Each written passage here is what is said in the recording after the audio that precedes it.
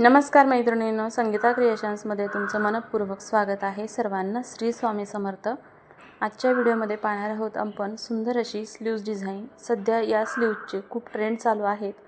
काठपदर साडी आणि त्यावरती ही sleeves design अगदी छान कॉम्बिनेशन वाटतं आणि सध्या या स्लीव्ज किंवा या प्रकारच्या स्लीव्ज खूप शिवल्या जातात। तर चला पाहूयात नवीन स्लीव्ज डिझाईन। त्यासाठी मी वरच्या बाजूने शिलाई मार्जिन 1 इंचाचं घेतलेलं आहे, कारण तिथं आपण शोल्डरला ही स्लीव्ज जोडतो। 1 इंच मार्जिन सोडले। खालच्या बाजूने 2.5 इंच घेर घेतलेला आहे आणि हा बॉक्स आखून घेतला। आता इथं तुम्हाला हवा तसा तुम्ही आकार देऊ शकता।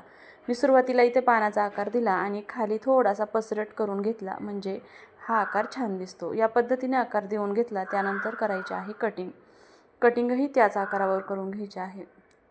तर या पद्धतीने या आकाराचं आपण कटिंग केलं तर तुम्हाला आकारावरूनच कळत असेल की ही सुंदर स्लीव्ज किती छान बनेल।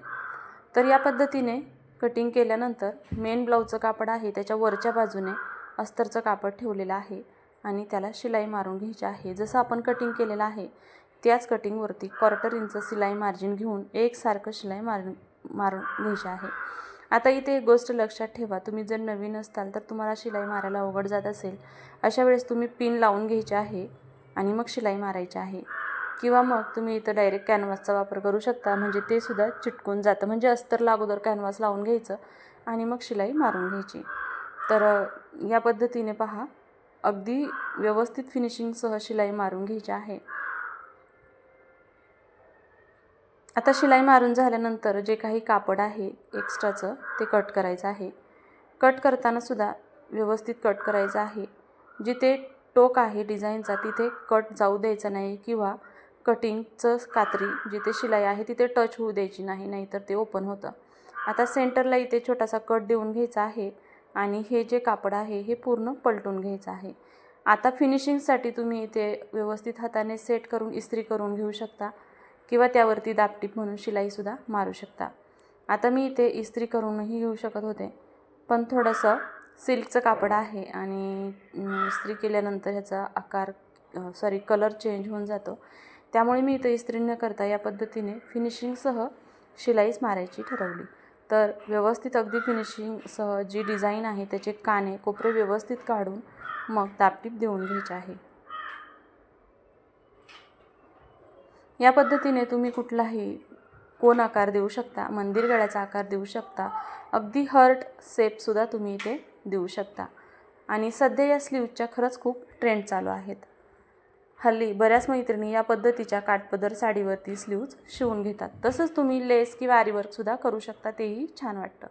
तर पहा, अगदी व्यवस्थित फिनिशिंगसह दाबटीप देऊन झालेले आहे। त्यानंतर जे ओपन अस्तर आहे त्यालासुद्धा व्यवस्थित फिनिशिंगसह शिलाई मारून घ्यायची आहे आणि एक्स्ट्राचं कापड कट करून घ्यायचं आहे। आता त्यानंतर आपण जी डिझाईन बनवणार आहोत काठाची, तो काठ घेतलेला आहे। डिझाईनच्या मापाचा काठ घ्यायचा आहे, त्यापेक्षा चारही बाजूने 1-1 इंच एक्स्ट्राचा ठेवायचा, म्हणजे फिनिशिंगसाठी आणि शिलाईसाठी जागा मिळते।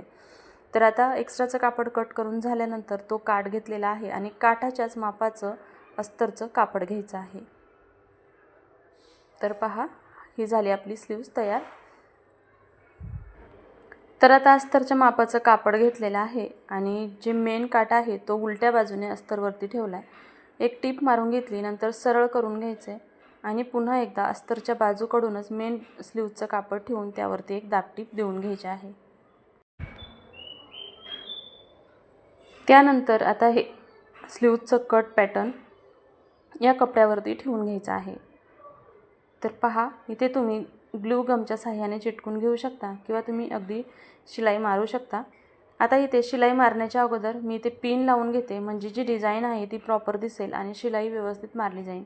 कारण डबल व्यवस्थित प्रॉपरसं शिलाई मारली तर छान वाटतं आणि जर प्रत्येक वेळेस उसवणं किंवा काढणं केलं तर ती ब्लाऊजची आहे तेवढी फिनिशिंग राहत नाही, फिनिशिंग बिघडली जाते। त्यामुळे शिलाई मारण्याच्या अगोदरच व्यवस्थित अशा पद्धतीने तुम्ही पिन लावून घ्या किंवा ग्लू गनच्या मदतीने तुम्ही ते चिटकूनसुद्धा घेऊ शकता।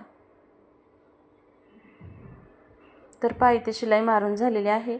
त्यानंतर या पिन काढून घ्यायच्या आहे आणि एक्स्ट्राचं जे कापड मी तुम्हाला चारही बाजूने 1-1 इंच ठेवायला सांगितलं होतं ते इथे कट करून घ्यायचं आहे। तर या पद्धतीने सुंदर अशी स्लीव्ज डिझाईन तयार झालेली आहे।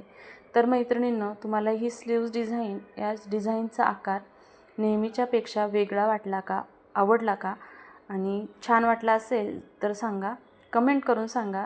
व्हिडिओ आवडला असेल तर व्हिडिओला एक लाईक नक्की करा। आणि हो मैत्रिणींनो, पूर्ण व्हिडिओ पाहिल्याबद्दल धन्यवाद। भेटूया उद्याच्या नवीन व्हिडिओमध्ये। तोपर्यंत आजचा व्हिडिओ पाहिल्याबद्दल सर्वांचे मनापासून खूप खूप आभार आणि सर्वांना श्री स्वामी समर्थ।